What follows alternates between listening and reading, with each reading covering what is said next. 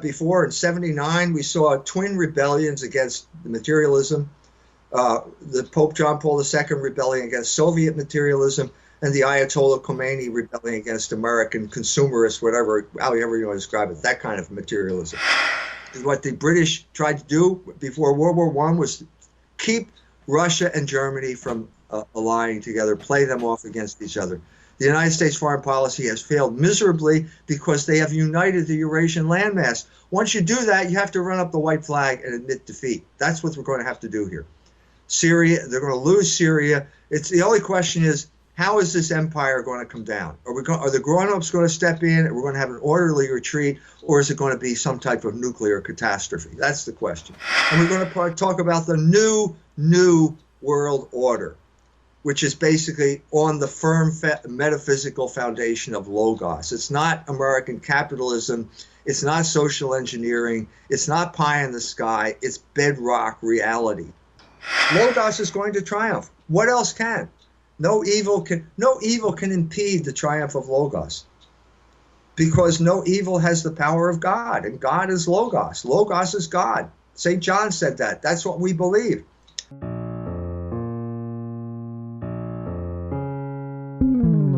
This is Global Storyline with your host, Dean W. Arnold, where we examine events current and past and place them in the global storyline.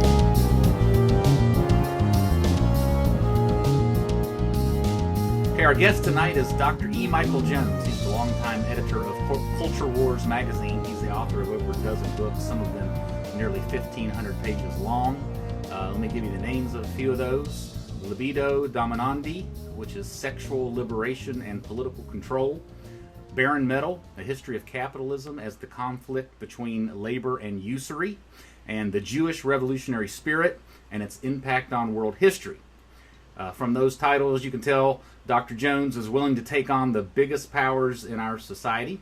He is self-described as a one-legged man in an ass-kicking contest. I'm a great admirer of Dr. Jones. He also goes by Mike. I admire him for his courage and his fearlessness, and also his obvious intellect and his prolific writing. He earned his doctorate from Temple University. He resides in South Bend, Indiana. So thanks so much for coming on the show.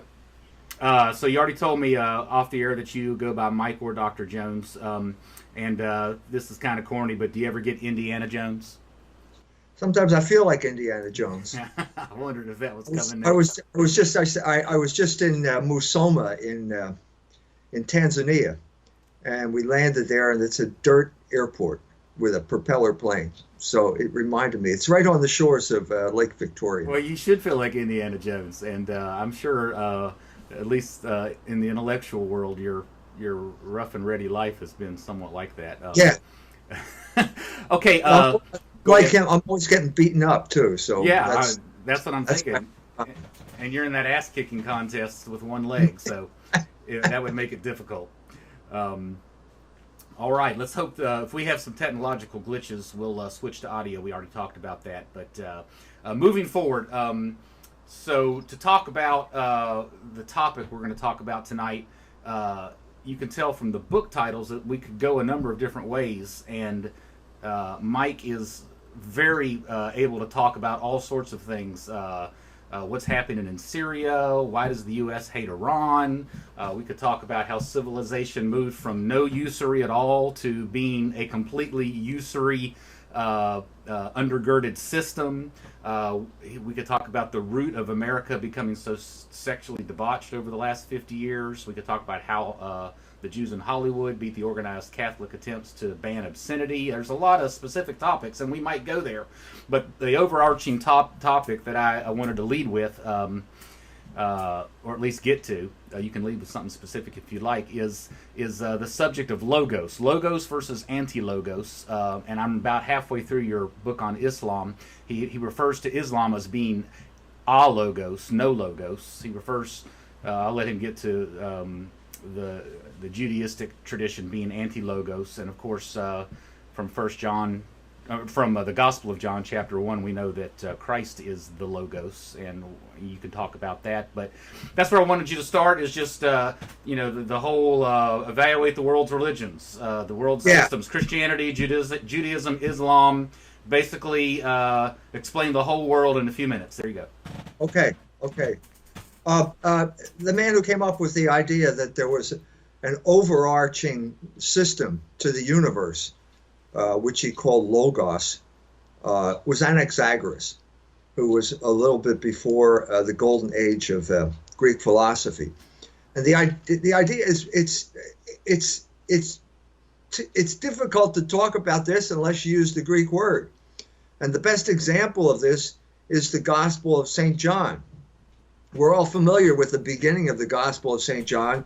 It says, in the beginning there was the Word, and the Word was God. Well, what does that mean? Well, Logos the Greeks understood that one of the essential parts of Logos is speech. And one of the things that distinguishes man from all of the other animals is his ability to use speech. And speech, they chose the word instead of speech. But speech is just the beginning of something that just kind of radiates out from there. And so if you go to the Liddell Scott Greek dictionary, Greek English dictionary, you'll find 5 pages of translations, 5 pages of definitions of Logos, 5 pages of words that you need in English to sort of come up with some type of approximation of what the Greeks understood by Logos.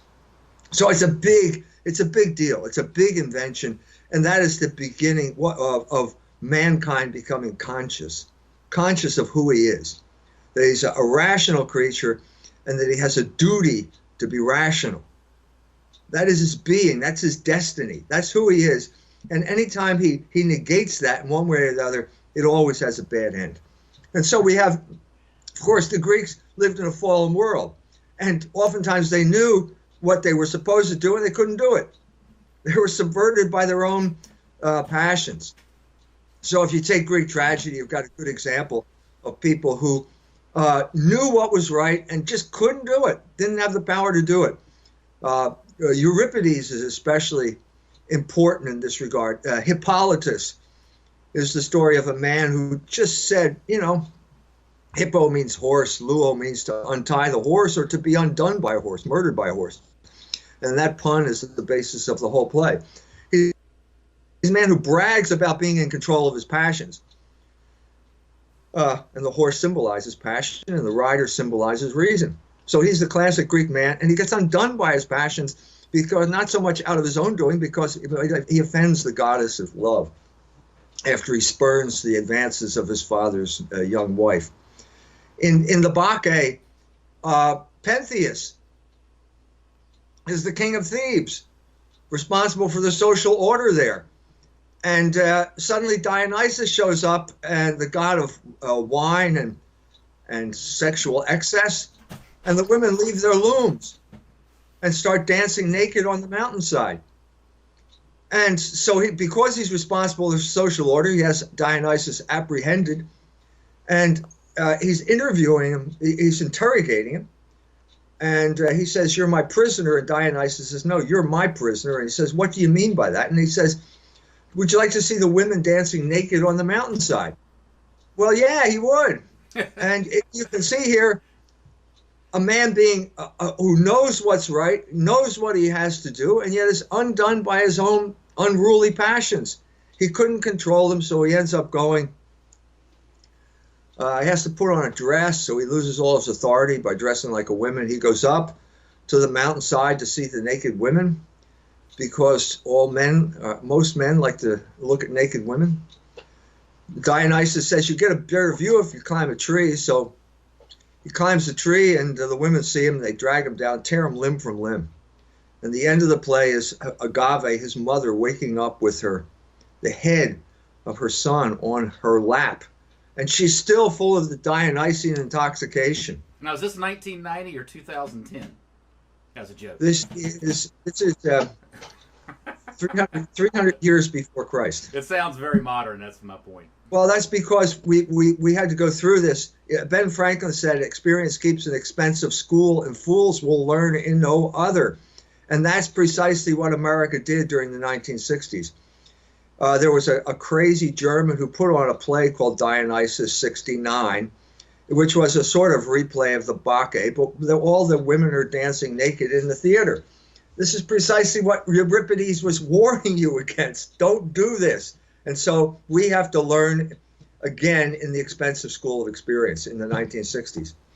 So that was the beginning of Logos, and also the understanding that you knew what it was, and you knew that it was your destiny, but somehow you couldn't fulfill it.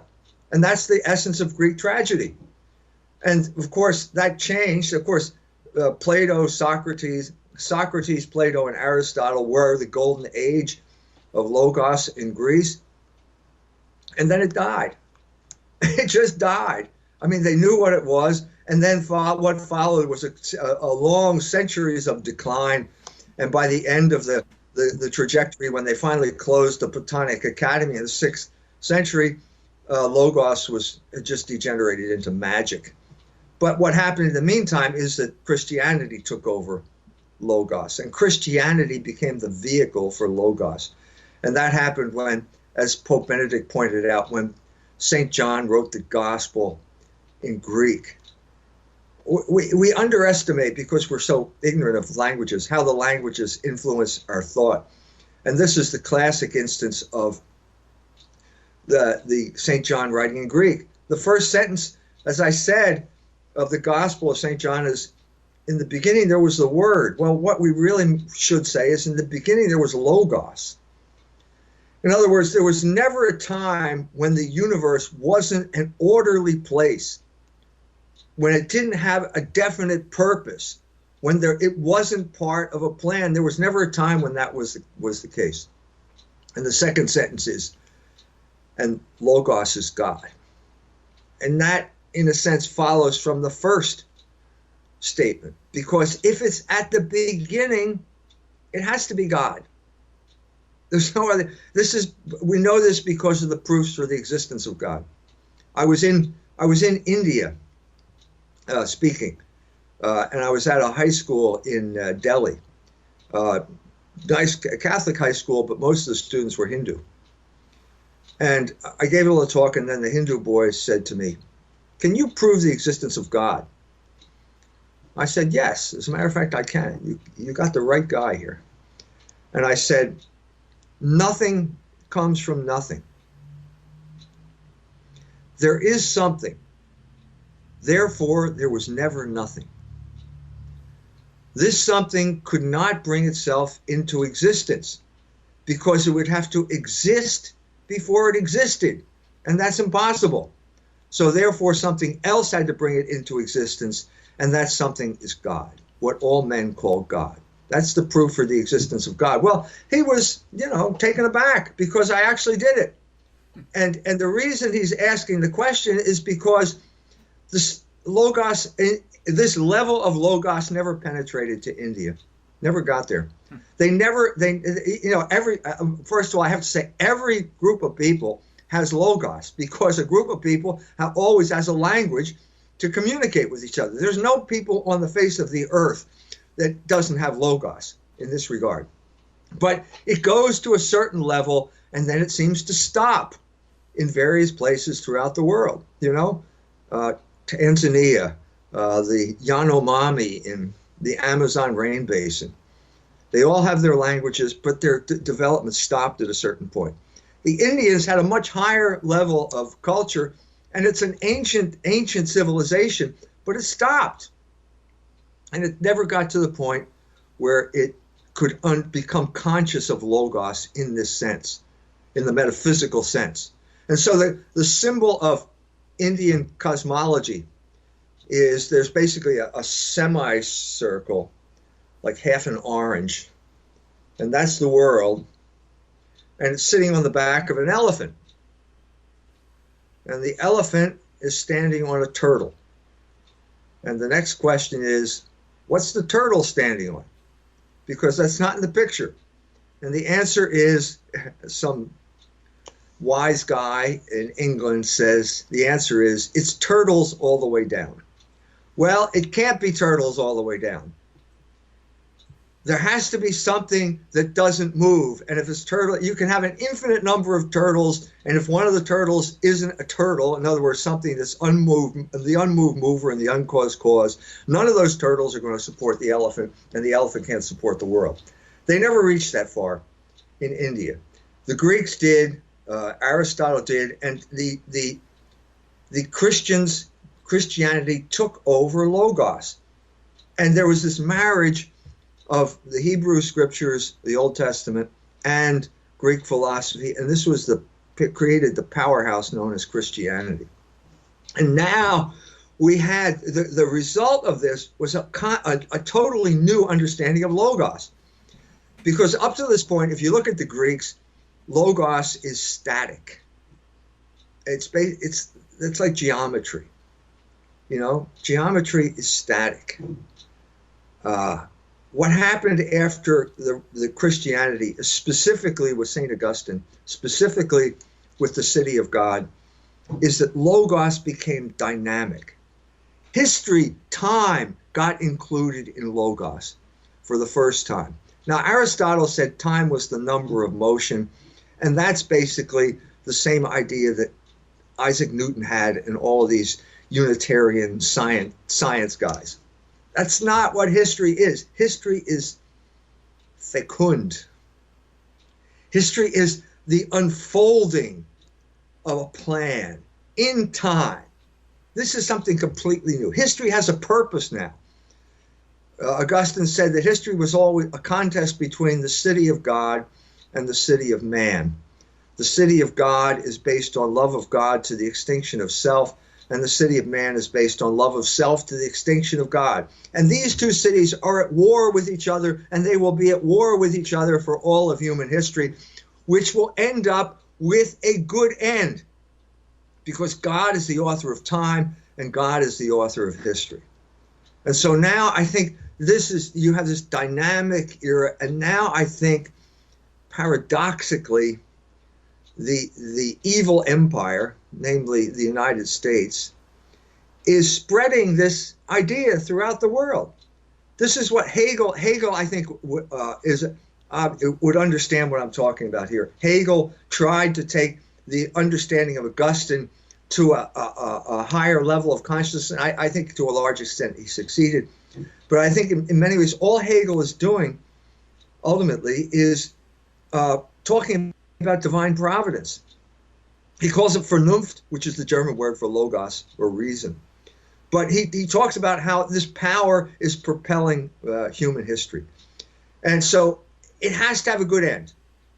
This is the optimism that Christianity brings with it, because God is the author of history.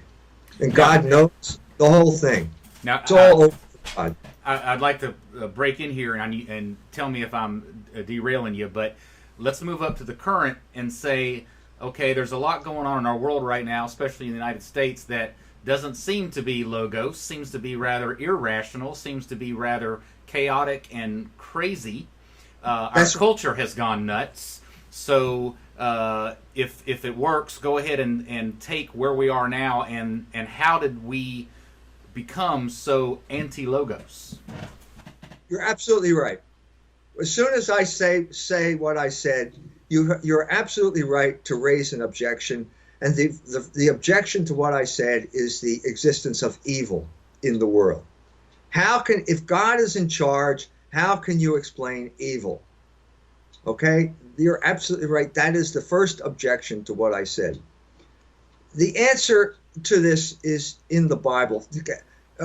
Hegel had a principle, an idea, which he called der List der Vernunft, which gets translated into the cunning of reason. In other words, reason is a person. You get the sense very clearly, reason is a person. Reason is God. It's exactly what St. John said. Logos is God. God is Logos. Reason is a person. And reason has its ends, and there are people who are irrational. You're absolutely right. They do evil, which is irrational. And how do these two things fit together? Well, the evil propels the good. because, and the best way to understand this is the story from the Bible, the story of Joseph and his brothers from the Bible. You know the story. Joseph is the favorite son. The brothers are jealous. The father gives him a colored coat. He's walking by. The brothers are so jealous they want to kill him. So they plot, and then some of the brothers said, "Don't kill him. Let's just sell him into slavery." So he ends up in Egypt. And he's such a bright guy. He rises in the bureaucracy, and he ends up being the Pharaoh's right-hand man. At this point, famine breaks out in Israel, and they're starving to death. And so the brothers have to come to Egypt for grain. Well, it turns out that Joseph is in charge of the granary. And suddenly, after a whole period of hesitation, he finally reveals who he is. And then he says, this is the sentence, the crucial sentence: "The evil that you intended to do to me has been turned by God's power into good." That is the story of human history. In other words, God used their evil actions and turned them into good. So let's jump ahead to the present. We have the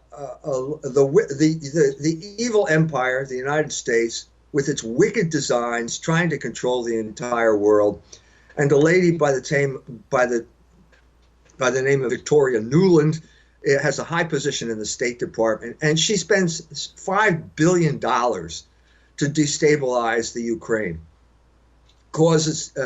orchestrates a color revolution there. Lots of people die. She is a hangover. She's the wife of Robert Kagan. She's this Jewish lady who is part of the whole neoconservative cabal that got us into Iraq. And here, all of us thought we voted for Obama to get rid of these people, and there they are, spreading the same evil that they did before. Well, what was the outcome? Now, I'm not trying to deny that what she did was evil. There are people who died as a result of that. This still is not resolved. It looks as if it's leading to World War III, which will be a war with nuclear weapons with Russia, which I hope doesn't come about.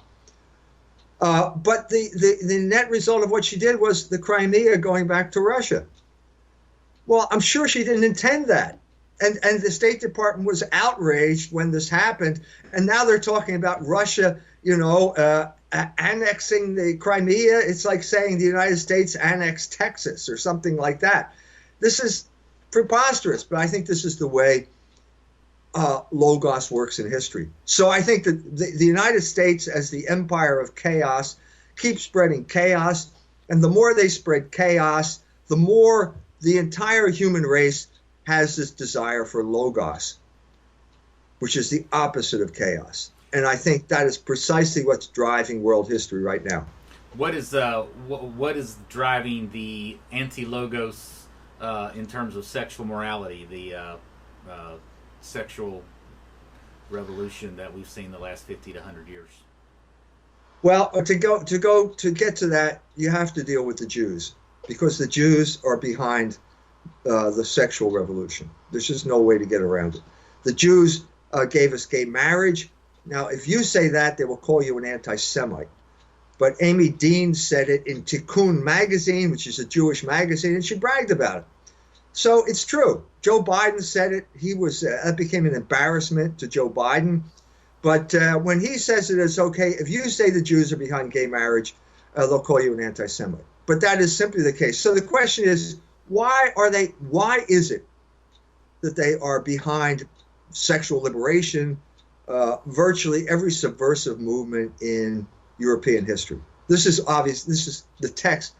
This is not just me just blowing smoke. This is the Jewish revolutionary spirit. I'm talking about the thesis of the Jewish revolutionary spirit. Which is the book that you wrote in 2008, I guess? 9, I believe it was. But yeah, so it's a long book, but it's all of the history of the conflict between Jews and Christians in Europe. Okay, so when did it begin? Well, it began at the foot of the cross. The Jews were told that God would send a Messiah who would save them. Well, suddenly the guy who was claiming to be the Messiah is there. He's arrived. And now they've got to decide, do we accept him or not? Because God is not going to coerce your free will.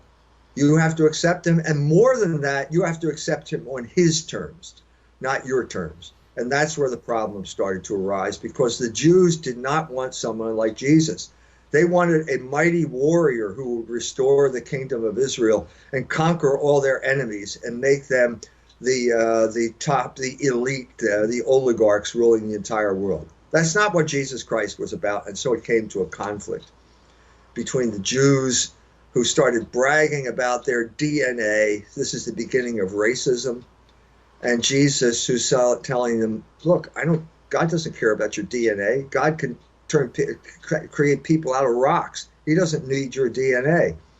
And so then the conflict escalates. This is all in the Gospel of St. John. And then Jesus finally says, your father is Satan.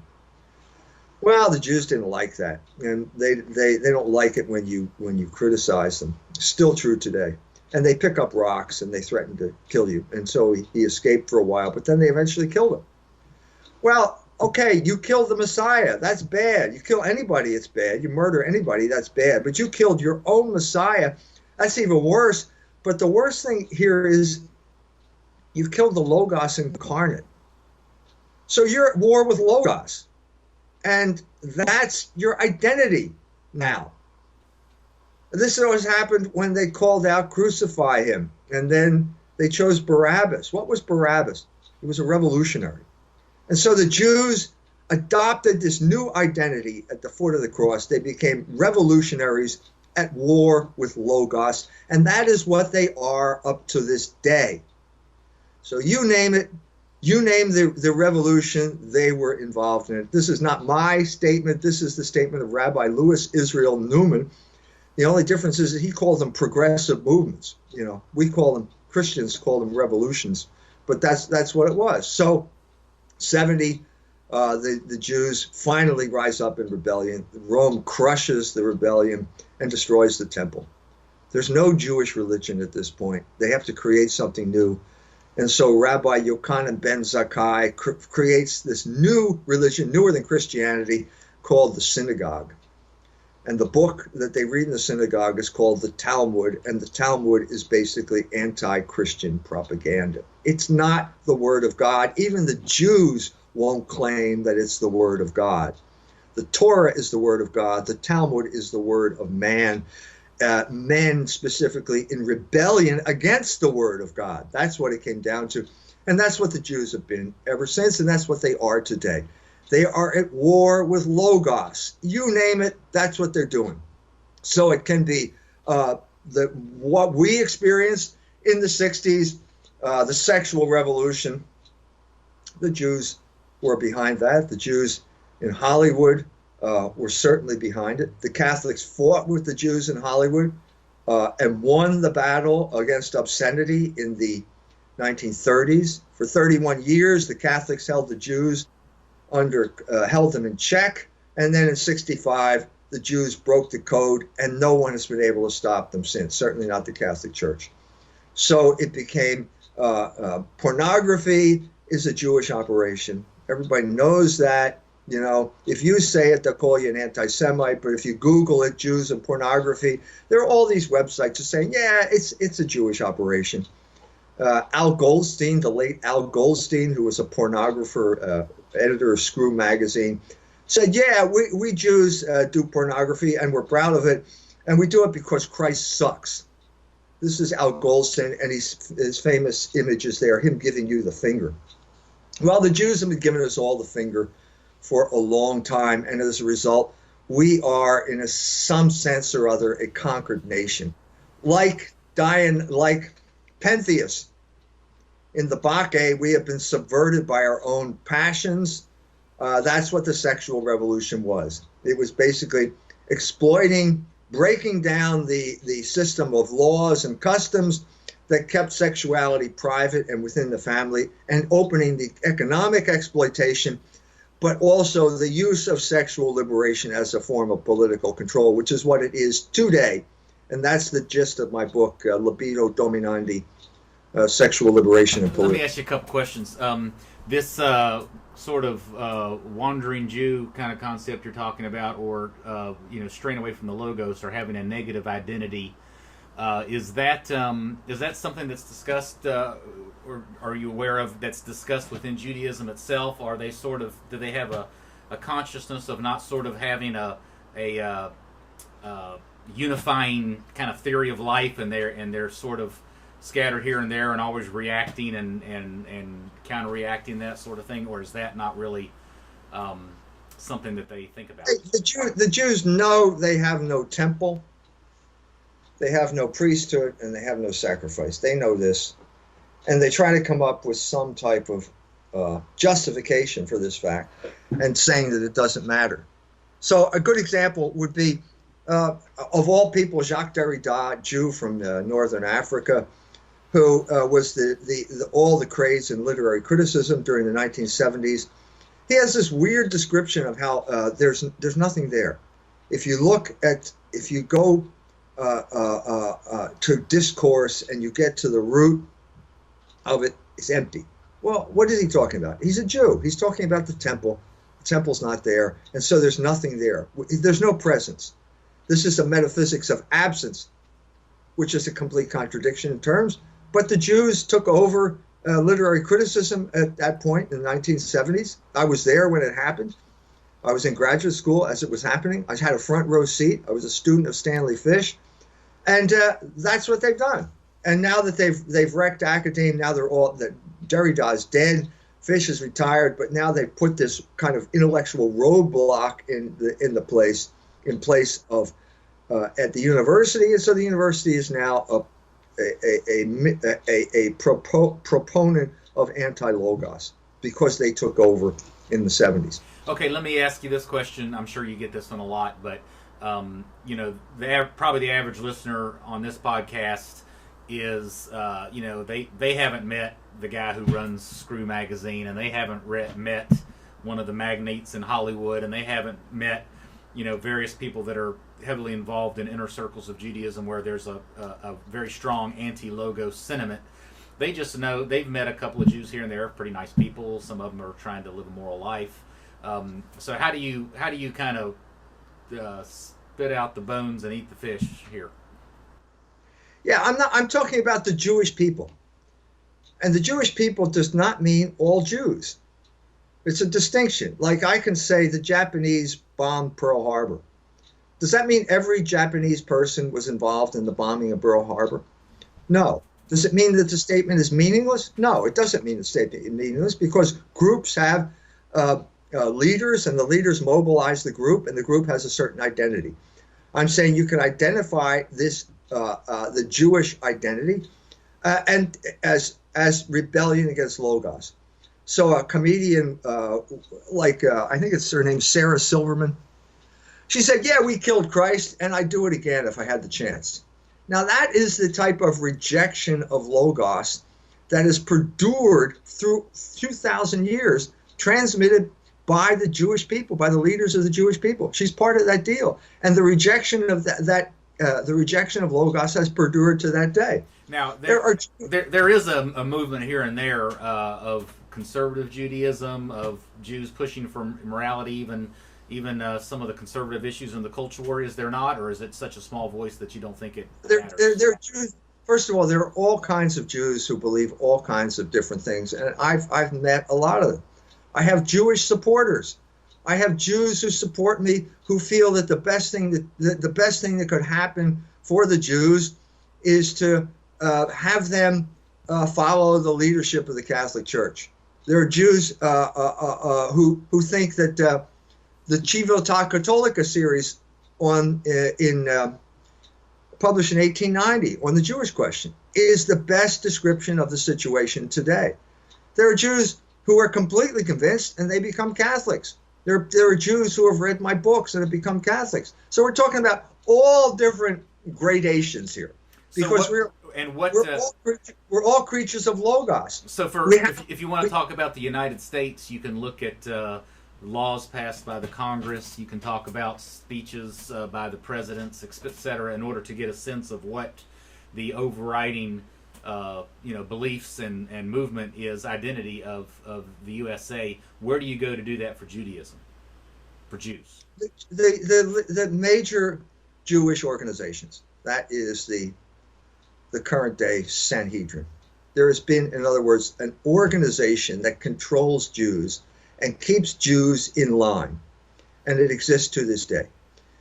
These people, not only do they do that, there is an Israel lobby which controls the United States Congress. Everybody knows that. So who are you talking about besides AIPAC and ADL? The AJC, B'nai B'rith, the ADL, all the WJC, all these Jewish organizations. They all get together and they basically determine the policy for the Jewish people. Okay? Fair enough. And the big Jews tell the little Jews what to do. And maybe the little Jew doesn't like it, but basically that's most of the Jews are controlled. That's why they're Jews. Okay? To say that they don't exist as an organization is preposterous. But people make this preposterous claim all the time. Germans are especially phobic here. When you try to talk to a German, you say, well, yeah, he'll say, yeah, it's right to say the the Japanese bombed Pearl Harbor. That's true. There's nothing wrong with that. Well, how about the Jews killed Christ? Well, no, you can't say that. Well, why can't you say that? Well, because there's no such thing as the Jews. Well, I said, well, wait a minute. Germany pays reparations every year for what happened during the World War II. Where does that money go if there are no Jews? There must be someone out there who's willing to take the money. And of course, Norman Finkelstein has written a book about this. He's a Jew. He's obviously not happy with the direction the Jewish leadership has taken his particular group. He wrote a book called The Holocaust Industry, which talks about how these people basically shake down governments like Germany for reparations payments. And that doesn't go to the little Jew either. His parents were in a concentration camp. They got nothing. So this is the kind of scam. If you want another example of it, contemporary example, the Coen brothers did a really good movie on this topic, and it's called A Serious Man. Yeah, I saw that. It's a very good movie. I mean, it makes Yud Zeus look like, Fiddler on the Roof. It's the most anti-Jewish movie I've ever seen, and it's a Hollywood movie. And there they are. What are they talking about? Well, they're talking about the Jews, the rabbi, as basically the prison warden for the little Jews. And if it's not the rabbi, it's something like the rabbi. It's whoever's running the ADL or any of these operations. So that's the situation. Lots of Jews are unhappy, but there's still this group of people that can be mobilized, and they have basically taken over our Congress. They control the media, and they control our foreign policy. Okay, now let's take a switch turn. Thank you very much. Let's switch over to Islam. You've written a recent book on that, and you talk very specifically about logos in Islam, or the lack thereof. There's been attempts to move towards logos. There's been moves away from it. Maybe currently there's been some little bit of revival of logos within Islam. Yes. So talk about that. Yeah, that's a really important topic. So the difference is that the Jews are anti-logos, okay? But this is not the attitude of the Muslims. The Muslims, the Arabs, they had Aristotle before the Christians did. They had it 200 years before the Christians did. And they were studying it only because of the Arabs, their transmission of these manuscripts, that the Christian West got people like Aristotle. But when they got Aristotle, there was a challenge. And Ibn Rushd is the philosopher who faced this challenge. Aristotle said that the world was eternal. The Quran said that it was created in time. And Ibn Rushd could not resolve this contradiction. Now you can say, well, maybe the logos of Islam wasn't really strong enough to do this. I mean, Islam was a stripped down version of Christianity. There was no Trinity. There was just one God. So when you simplify it, maybe you simplified this too much. But anyways, Ibn Rushd could not resolve this contradiction. And so he said, basically, they're both right. And this created, he's known in Latin as Averroes. And what came about is Averroism, what Thomas Aquinas called Averroism, or the doctrine of two truths, which is a violation of the principle of non-contradiction, which is one of the fundamental principles of Logos. So they're not both right. Someone's right and someone's wrong. When you do this, you destroy reason, and that's precisely what Ibn Rushd did. The reasonable Muslims went into eclipse, and they were replaced by the Muslims who said God does not have to be reasonable. They were called Asherites, but basically what they were saying was that God was pure will. And your job was simply to submit to the inscrutable will of God.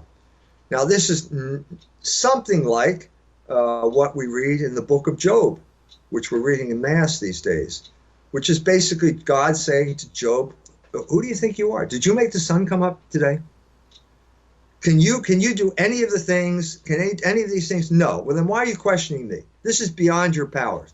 Okay? Now, that's not Christianity, but that is an attempt at trying to figure out things, trying to figure out the problem of evil, which we already talked about. And he just said basically, well, God did it. He restored everything. It's not up to me to figure this out. God's ways are not man's ways. Well, Islam was in a much more exaggerated position because the Asherites said basically God is nothing but pure will. God can contradict himself. God can lie to you. And it's your job simply to submit. Islam means submission. And so as a result, Islamic philosophy went to sleep for 1,000 years. And that the modern heirs of this tradition would be people like ISIS, the Takfiri in Syria and Iraq, who are being supported by the Wahhabis in Saudi Arabia, who have an extremely fundamentalist or kind of Calvinist view of their relationship between man and God. This changed, I think, in 1979 when the Ayatollah Khomeini came to power in Iran. At this point, you had a man, he introduced a new form of government in Iran. It was a revolution. It's probably the only revolution against the evil empire, against the United States. It has succeeded to this day, in spite of repeated attempts of the Americans to subvert what they were doing. And it succeeded not only at creating the Islamic Republic of Iran, it succeeded in resurrecting the tradition of Islamic philosophy. And it did this through the institution of what they call the Veliyat-i-Faqih, the rule of the guardians. And the Ayatollah Khomeini got this from Plato. So what you see now is Islam now linking up with the tradition that Ibn Rushd abandoned, and now you have the reawakening of Islamic philosophy, which is going on as we speak right now. A portion of Islam. The Shia, right, and the Iranians. And they are at war with the Wahhabis, and it's a war over oil, over a pipeline, over control of countries, but it's also an ideological, religious, and philosophical war between a group of Muslims who are open to reason and a group of Muslims who are not. That's what it comes to. And that Shia alliance would be Iran, Syria, Lebanon, primarily, I guess. What's left of Iraq? There's portions of Iraq, I guess, would be that's the main Shia alliance. Yeah. Again, another example of the cunning of reason is the United States invasion of Iraq put the Shia in power in Iraq. And so what happened at this point was the formation of basically the Shia crescent, which now surrounds Israel to the north. So you have Iran, you have the Shia in power in Iraq, you have the Shia sympathizers in Syria. The Alawites are close to the Shia. And then in Lebanon, you have Hezbollah, which is a Shia operation, and Hezbollah is supporting the Palestinians. Okay. So you've done a pretty good job here. We've gotten in all the major religions, including the folks in India. So you've done a pretty good job. Let's get the last group in there, which is what I'm a part of, which is Eastern Orthodoxy, and let's talk about Russia and the role they play and the Orthodox Church, particularly start with Russia seems to have a history of living at peace with the Islamic religion. They're a minority, but there is an ability to do that, and they are obviously working with Muslims in Syria, and they have a good relationship with the Iranians. So, talk about that piece of the puzzle. Well, I mean, if you're talking about Russian Orthodoxy, you're talking about the Great Schism, the split between the Eastern Church and the Western Church. It was resolved at the Council of Florence, theoretically, and then when the patriarchs went back, the people rejected it. So it became, as a result, Russia pretty much set off on its own course. Russia has been isolated. Geographically, it has been isolated. Peter the Great tried to end this isolation when he came to Europe. He brought Europeans back into Russia. The Germans, my daughter-in-law's grandmother was Volga Deutsch. So even to this day, there is an influence, this German influence in Russia. The big crisis in Russia, of course, was caused by the Jews. Solzhenitsyn covers this in his book, 200 Years Together. Basically, when Poland was partitioned, all of the Jews that lived on the eastern side of Poland now lived on the western side of Russia, in a place called the Pale of the Settlement, and they were not happy with the Tsar at all. They were not happy, and they became revolutionaries because that's what Jews are. They are revolutionaries. All the way up through the 19th century. They killed the Tsar in 1880. The Russians tried to bring this under control, and basically when the Russians were at their weakest during World War II, the Jewish cabal, Jewish-led cabal known as Bolshevism, took over the country. And we had 70 years of basically Jewish hegemony in Russia. Now, obviously, that was modified by Stalin, who tried to keep the Jews, and I think successfully kept the Jews under control.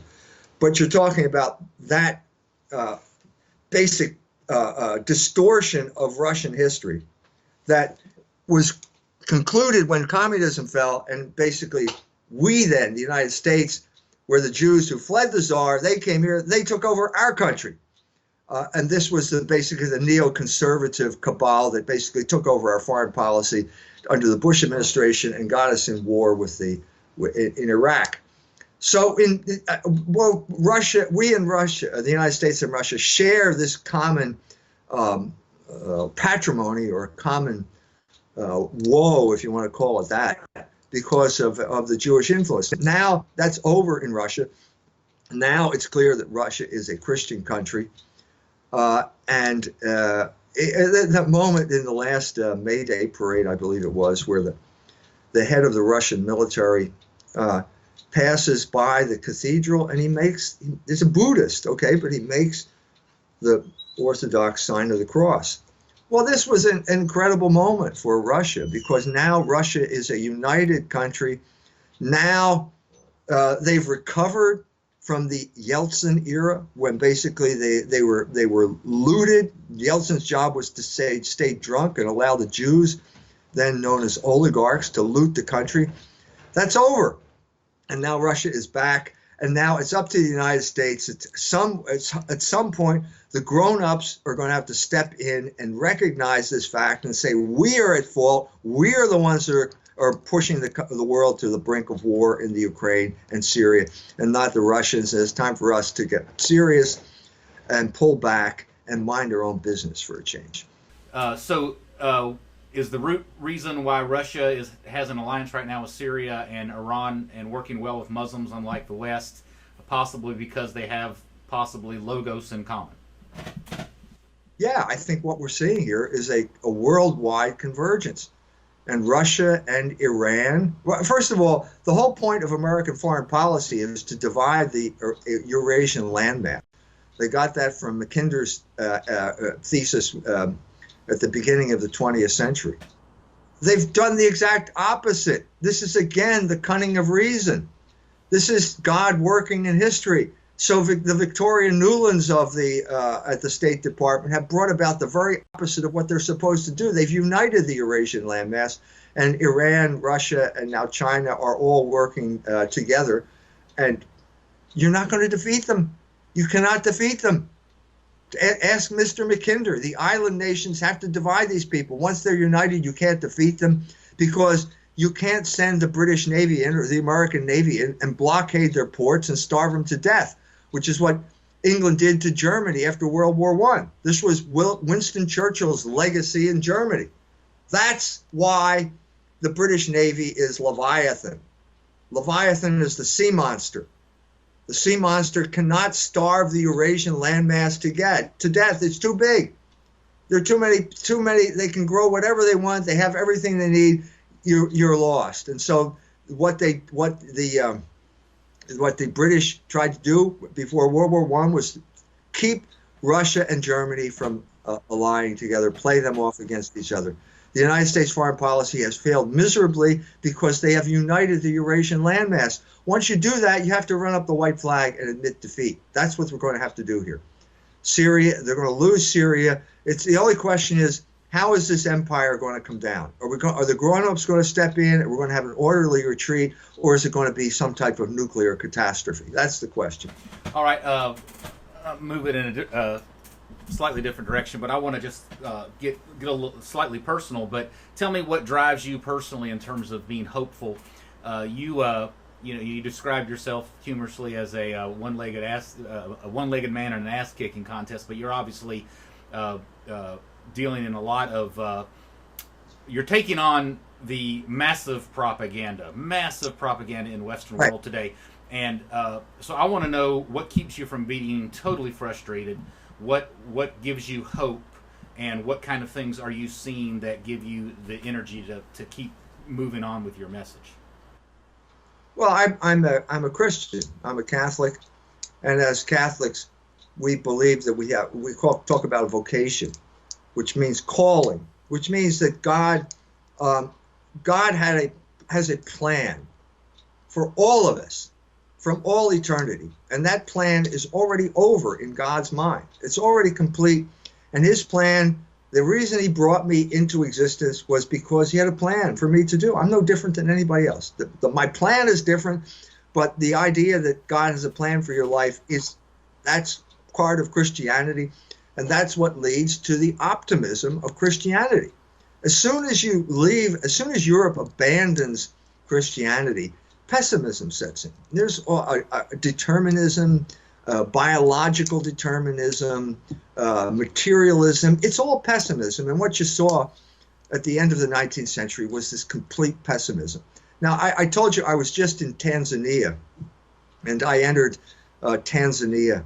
I entered Africa from the east through Dar es Salaam. And what I realized when I got there is all the explorers entered through the east because you couldn't get there from the west. It was impenetrable because the Congo River was not navigable for about 200 miles, 32 falls and rapids, 900 feet drop. It was not navigable until the Belgians built a railroad around the cataracts. The man who got on the boat at Kinshasa, where the water becomes navigable now, a guy by the name of Joseph Conrad, who was a Pole, and he wrote a great piece of literature called The Heart of Darkness, which is about his journey up the Congo River. Now, why was it the heart of darkness? Well, because Europe was the land of the Enlightenment.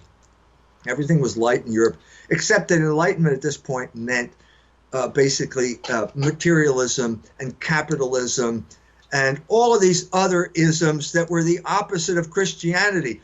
So when Marlowe gets to the Congo, Logos fails. That's what happens. Every place he looks, there's a failure of Logos. It's it's not racial, it's metaphysical. There's no Logos in Africa, and there's no belief now that will compel him to say, yes, there is a Logos here if you look at it long enough. Because by that point, the educated European only believed in the truncated, distorted Logos known as the Enlightenment. So that's what I saw. That's the failure of Logos. So I'm optimistic because I'm a Christian. And as I said, God is the Lord of history, and it has to have a good ending.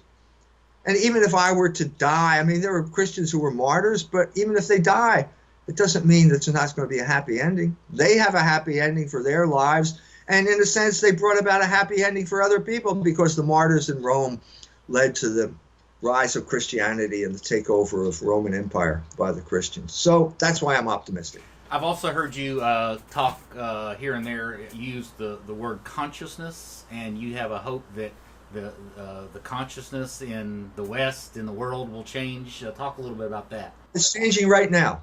It's changing right now. We're seeing, as I mentioned before, in '79, we saw twin rebellions against materialism. The Pope John Paul II rebelling against Soviet materialism, and the Ayatollah Khomeini rebelling against American consumerist, however you want to describe it, that kind of materialism. Those revolutions, those two people didn't know each other. They didn't like each other when they came in contact with each other. The Pope wrote a letter to the Ayatollah asking him to negotiate the hostages, who were the American hostages. The Ayatollah wrote a kind of snippy letter back to him, telling him to mind his own business and what are you doing about the great Satan. And so they weren't friends at all. And what you're seeing here is not something that's of human design. It's God's design. Those two things happened completely independent of each other, and yet they were completely related to each other in a way that the human mind could not bind together.